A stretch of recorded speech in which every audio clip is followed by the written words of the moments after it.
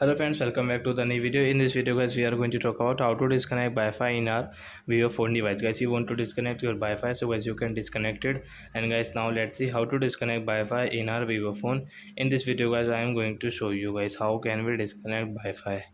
So guys, now let's see how to disconnect Wi-Fi in Vivo phone. So before starting video fans, I want to tell you, if you're new in my channel and you're watching my video first time, so first of all go and subscribe my channel, click the bell icon and like my videos. So for now let's start video. First of all, open your phone setting to disconnect Wi-Fi. Guys, you can see your network and internet setting. Guys, tap here. Guys, click on Wi-Fi. Which Wi-Fi guys you have connected, guys you want to disconnect. So by right side guys you can see this setting option. I tap here and guys you can see disconnect option. So I tap on disconnect from Mukesh 5G.